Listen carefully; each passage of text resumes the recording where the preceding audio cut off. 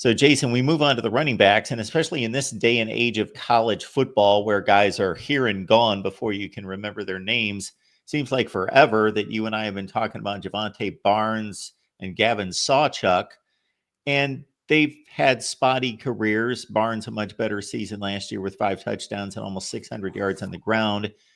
You bring in, of course, Taylor Tatum into that mix as well. And it looks like those are the 3 guys, unless I'm missing someone. No, I think. I think you're right. I think late. Late in the season, Xavier Robinson was a guy that that performed fairly well. He had that really good game against Alabama. That Oklahoma won down the stretch there. But yeah, I think this is the room that I think there's a lot of question marks in terms of does Oklahoma have a real playmaker, a real difference maker that can be in the SEC? And I think through spring, I think that question is still unanswered. Right, you've got 4 or 5 guys that are, I think, good, decent. You know what you got. At this point, being in the program for for as long as they have, Gavin Sawchuk and Javonte Barnes, to a certain degree, you know what you have from them, right? But you've got a couple of youngsters, Taylor Tatum, Xavier Robinson that we mentioned, that you don't quite know what you have, but are they ready to be a big time playmaker? I think it will be interesting to watch this group, Mark. I would really anticipate Oklahoma goes after a big time running back in the spring transfer portal window.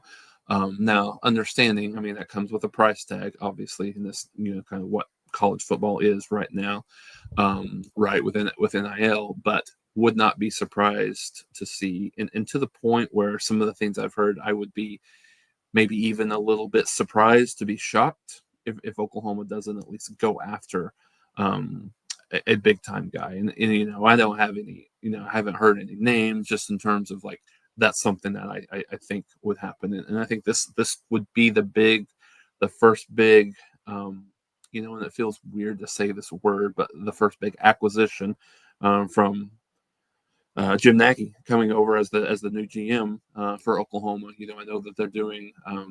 This was probably one of the biggest hires that Oklahoma made in the off season outside of Ben Arbuckle, was getting him to come over here as the GM, and I think there's going to be a really big roster overview, right, and looking at, okay, through the spring portal window, where at on both sides of the ball do we have the ability, or do we need to make some big adjustments early on? So, and I think this could be the group. So I think that this one will be interesting to see what this room looks like potentially post spring versus what it looks like right now. And I think the other guy that you want that really had kind of turned some heads is Torrey Blaylock, true freshman, played really well in their spring, one of the spring scrimmages that they had last week. But again, true freshmen are hard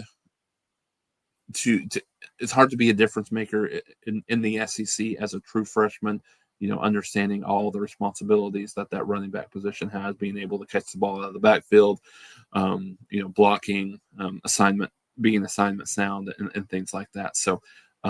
This will be interesting to kind of have this conversation post spring and then in the fall, early fall, to see where this lies.